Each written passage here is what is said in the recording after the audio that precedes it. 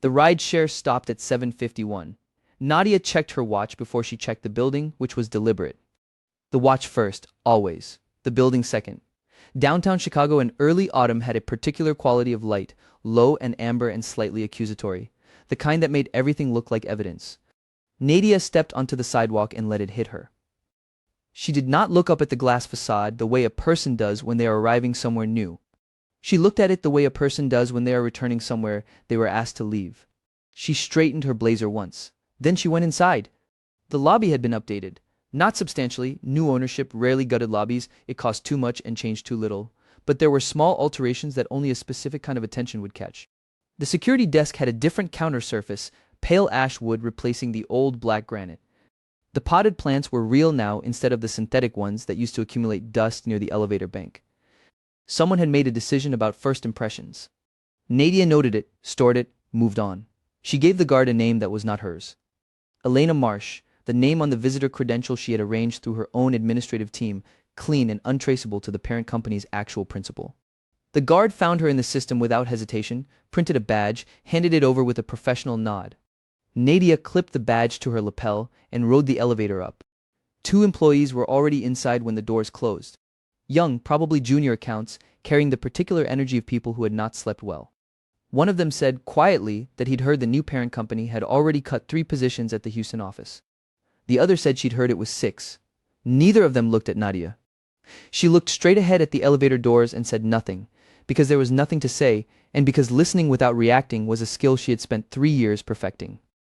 The floor opened up the way she remembered it, larger than you expected coming off the elevator, all glass partitions and cool overhead light, and the particular low hum of an office performing normalcy under pressure. There was a new logo plaque on the wall behind reception, the parent company's mark, her mark, rendered in brushed steel, and beside it, framed in clean black, a short statement about integrity in reporting. Nadia had written that statement herself. She had not decided, until this moment, how it would feel to read it on someone else's wall. Marcus was at the reception desk when she stepped off the elevator. He had the look of someone who had arrived early to prove something and was now hoping someone would notice. He noticed her first. He introduced himself and offered to walk her to the conference area, and somewhere in the middle of the offer, he asked, with a careful casualness that was not casual at all, whether she was from the parent company. Nadia said she was just here to observe. Then she asked Marcus what the staff had been hearing about the transition. He told her. Honestly, openly, with the unguarded fluency of someone who had not yet learned to edit himself around the wrong people. Through a glass partition across the floor, Derek Callum adjusted his tie in a darkened monitor screen and turned to shake someone's hand before they had quite finished approaching him. Nadia watched. She did not smile. The conference room had been arranged by someone who believed in the persuasive power of matching folders. Marcus had placed them at every seat. 1-page summaries on cream cardstock, Derek Callum's name appearing in the header of each one, just below the company logo, as though the two were interchangeable. Nadia arrived 4 minutes early and chose the far end of the table. Not a power move, a diagnostic one. She set her notebook down, uncapped her pen, and waited to see where everyone else decided to be afraid. Derek entered moving like a keynote speaker approaching the stage. He registered Nadia's position and adjusted his trajectory mid-step, landing on a handshake that was meant to communicate something. He asked which partner she represented. Nadia said her name. She did not say anything else. Derek's smile held. He was very good at that. Priya came in behind 2 other managers, holding her mug with both hands, and the moment her eyes found Nadia across the table, something happened in her face, a half-beat of arrested motion, a stillness that passed so quickly, it might have been nothing. She set the mug down carefully and did not look up again right away. Nadia asked one question, quietly, while Derek was still arranging himself at the head of the table. She asked who owned reporting integrity for client performance numbers. Derek answered in the confident generalities of a man who has learned that authority and accuracy don't always need to travel together. Priya, without looking at anyone, gave the actual answer, the process, the risk flag, the name of the analyst who caught the last discrepancy. Derek smiled and resumed his own sentence. Nadia wrote 1 line in her notebook and let the silence open up between them until Derek reliably filled it. The staff filed in like people who had already rehearsed being calm. They took their usual seats and then second-guessed them, shifting toward the center of the room or away from the windows as if proximity to the new partners might be measured and scored. The main meeting space held 40 people comfortably and today held 36 uncomfortably, everyone just slightly too aware of their own posture. Nadia sat at the side of the room, not the head. She had chosen that deliberately. The slide deck opened on a royal blue background with white serif text, "Welcome to a new chapter." No parent company name, no logo but the firm's own. The murmur that moved through the room was low and quick, the sound of people noticing something missing and deciding not to ask about it yet. Derek took the floor the way Derek always took a floor, with the smooth forward momentum of a man who had decided in advance that the room was already his. He gestured toward Nadia with an open hand, calling her a key partner in the transition, a representative of the new ownership structure, a person the team would be hearing from. He gave no title. He didn't have one to give. Nadia nodded once, precisely, and wrote nothing. Then Derek began to talk about legacy. He used that word 3 times in 4 minutes. He talked about the firm's innovative DNA, about the kind of strategic thinking that had distinguished them in a crowded market. He pulled up a slide she recognized before it finished loading, a campaign architecture diagram, modified, relabeled. The color palette shifted from green to gray, but the bones of it unchanged. The logic of it unchanged. The core insight sitting there in the center of the slide like a stone under shallow water. Nadia had written that insight on a Tuesday afternoon in October, 3 years ago, at a desk 2 floors below this one. She watched Marcus in her peripheral vision. Marcus was taking notes, his pen moving with the focused energy of someone who believed what he was hearing was worth keeping. He had not been at the firm when the campaign ran. He knew it only as a success story, handed down. Derek's phrasing was close. Not identical, he was too careful for identical, but close enough. Audience as author. The brand doesn't speak first, it listens first. He said it like a maxim he had been carrying for years. Priya did not look at the slide. Priya looked at Nadia's hands. Nadia was tapping her pen against the edge of her notebook. 3 short beats, a pause, 2 more. The same rhythm she used to keep when she was sitting in a meeting and keeping herself from speaking too soon. She didn't notice she was doing it. Priya's expression didn't change, but her grip on her coffee mug tightened. During Q&A, Nadia asked one question in a measured voice. She asked how the firm attributed creative strategy when campaigns were developed collaboratively. Derek made a joke about committees. The laughter that followed was nervous and thin, the laughter of people who sensed they were missing something but not yet what. Nadia closed her notebook. She said, "Thank you. That's enough for now." Derek's smile stayed in place for a beat longer than it should have. Then he sat down and started recalculating, which was, Nadia thought, exactly the right response. The HR office was smaller than she remembered. That was the first thing. Nadia stood at the corridor's bend and looked through the glass panel at the compact room. 1 table, 4 chairs, a window that faced a brick wall, and found it diminished by 3 years of distance. She had given it more square footage in her memory. She had given everything in this building more square footage than it deserved. Her hand moved without her permission. She touched the edge of the glass panel, 1 brief point of contact, then withdrew. 3 years earlier, the room had felt enormous. Nadia sat in the chair closest to the door because that was the only chair left when she arrived, and the symmetry of that, arriving to your own firing and still getting the worst seat, had struck her as almost funny, except nothing about it was. Her hair was down. She remembered that clearly, the loose waves she used to wear before she understood that people in this building used her softness as information about her. Her hands were folded on the table in front of her because they had wanted to shake and she had refused to let them. Derek sat across from her. He did not meet her eyes. This was deliberate, she understood that later, though in the moment she had wondered if he was simply ashamed. He was not ashamed. He was performing contrition at a frequency carefully calibrated to communicate regret without admitting fault. The termination packet slid across the table from his side to hers with the ease of something practiced. Purely performance-based, Derek said. Nothing personal. The HR representative, a woman whose name Nadia had already forgotten and found she had no interest in recovering, spoke about team fit. Not team failure, not a specific error. Team fit, as though Nadia were a piece of furniture that didn't match the carpet. There was no named incident because the named incidents would have held up to scrutiny, and Nadia's work would not have, except to prove she had been doing it correctly all along. She understood this too, later. Derek offered a short speech about respecting her contributions. He used the word trajectory twice as though her departure were a launch. His sympathy had the shape and texture of something rehearsed in a mirror. Nadia did not cry. She was proud of that for months afterward, then stopped being proud of it, then stopped thinking about it at all. Outside the room, Priya sat at a desk with her laptop open. The voices from inside had been muffled but not inaudible. Nadia knew this because she had heard them too. She had heard everything through those walls, including the quiet that meant someone was deciding not to speak. Nadia walked out. She was carrying a single manila folder and her coat over one arm. Priya looked up. Priya's mouth opened. What came out was barely language. "I'm sorry." The words at a volume meant for no one. meant to complete a social gesture without bearing its weight. Nadia walked past her. In the present, the calendar alert pulsed once on Nadia's watch face. Board review 3:00 p.m., amber letters on a dark screen. She looked at it for exactly as long as it took to confirm the time. Then she turned from the glass and continued down the corridor. The room was behind her. It had always been behind her. Today was simply the first day it felt true. The corridor stretched between the main floor and the East Conference wing, narrower than the spaces Nadia had occupied all day. The framed campaign posters here were new, her company's work, technically though none of them bore her name.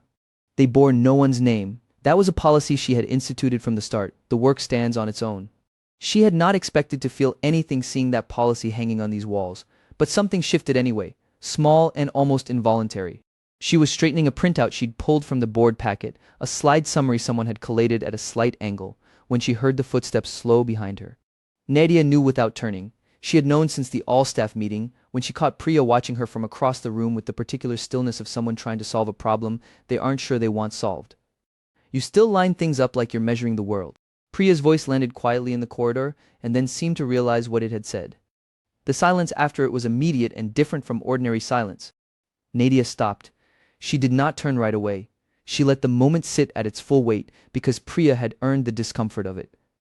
When Nadia did turn, she turned slowly, the printout held flat against her side, her expression composed and waiting. Priya stood 6 feet back, both hands around her coffee mug, her wire-rimmed glasses slightly fogged from the warmth of it. Her face was doing everything her words had not yet done. Nadia. The name came out barely above a breath, careful, like testing the tensile strength of something fragile. Nadia's expression moved, one brief, precise flicker, and then it didn't. Don't say it again here. Nadia's voice was low, unhurried. She glanced once toward the glass walls behind Priya, where the main floor hummed with movement and the light made everything visible. Sound carries differently than people think in buildings like this. Priya nodded. She looked like she had more to say and was trying to decide if any of it was adequate. I was afraid, she finally offered. 3 years ago. I want you to know that I knew it was wrong and I was afraid anyway, and I've thought about it, she stopped. I'm not asking you to forgive that. I know what silence costs. Nadia listened. She gave Priya the full courtesy of her attention without softening what was underneath it. I didn't need a speech, Nadia said. I needed one person to say out loud that the work was mine. The words were precise and final, not cruel. They didn't reach for drama. They simply named the thing that had happened, clearly, the way she had always believed clear language should work. Priya absorbed them without deflecting. The corridor was quiet enough that they could both hear the ventilation system cycling faintly overhead. Priya's grip on her mug tightened once and then released. What happens next? Priya asked. Nadia considered her, not unkindly, but fully, the way you look at something you've been deciding about for a long time. That depends, Nadia said, on what kind of company they want to be when they think no one is watching. Priya held her gaze. Something moved across her face that wasn't quite relief and wasn't quite dread. It was the expression of a person realizing that the question of what comes next belongs entirely to someone else, and that this is, in some complicated way, the right outcome. Nadia turned and continued down the corridor. Derek found her near the breakout area on the east side of the floor, where a row of windows overlooked a street already filling with the slow amber of early afternoon. He moved with the practiced ease of someone who had crossed rooms like this 1,000 times, angling toward her before she could finish reading the whiteboard someone had left half erased from a previous session. I was hoping to catch you, Derek said, as though catching her had been a casual ambition rather than a tracked one. He gestured broadly at the space, the windows, the city, the building itself, in the manner of a man presenting property he believed he owned. I can walk you through the team structures if that would help. There's a lot of informal context that doesn't make it into org charts. Nadia kept her eyes on the whiteboard for exactly 1 second longer than was comfortable. Then she turned to face him. That's generous, she said. I tend to learn more from documents than from tours. Derek absorbed this with a smile that required visible maintenance. He shifted angles, as people like him do when a door doesn't open, not retreating, just finding a different approach. He mentioned, almost in passing, that one of the senior account leads had just tendered her resignation. He shook his head at the appropriate moment, his tone carrying the weight of a man burdened by other people's limitations. Not leadership material, honestly, he said. You'll see that reflected in her numbers. He left a space for Nadia to agree, a small invitation to complicity. Nadia did not step into it. I'd like the raw performance reports for the top 3 accounts, she said, and the attribution chain for strategy documents going back 18 months. Derek nodded with an executive's nod, the kind that means yes while meaning not yet. I'll have the team pull those together. We'll clean them up a little first. Formatting, readability. Make them easier to. Please don't, Nadia said. The two words landed without sharpness and without warmth. They didn't require elaboration. Derek's smile held, but his eyes made a small recalculation. Marcus arrived then, carrying a manila folder with the careful posture of someone who had been told exactly how to deliver it. Derek waved him forward. Marcus extended the folder toward Nadia with a nod. Nadia opened it, read the table of contents, and turned 2 pages before she stopped. There's an appendix referenced here, she said. Section 4, Client Retention Modeling. It's not in the folder. Marcus glanced briefly at Derek before answering. It was a fast glance, almost involuntary, the kind that answered the question before his mouth did. I was told to pull it, Marcus said carefully. They said it complicated the narrative. It complicated the story, Derek corrected, lightly, already framing it as a production choice. We were streamlining for clarity. Nadia looked at Marcus directly. Can you email me the original version, the full document before the edit? She drew a business card from the inside pocket of her blazer and held it out to him. The card had nothing on it except her name and a secure contact address. Marcus took it and read it with the attentiveness of someone who understood, without being told, that this moment had weight. Derek's smile did not disappear. It simply stopped meaning anything. Nadia said nothing further to Derek before she turned and walked toward the main corridor. Behind her, Derek's hand moved to his phone. He typed something without looking down, the message short, the intention clear. Across the room, Priya stood near the kitchen doorway. She watched Derek's reflection in the glass partition beside her. She watched him look up to check if anyone had seen him. She looked away first, quickly, the way you do when you've seen something you cannot unfamiliarly. The boardroom table was long enough to seat 12. Nadia sat at the head of it. Derek had chosen the chair to her immediate left, close enough to suggest collaboration, far enough to suggest he didn't need permission.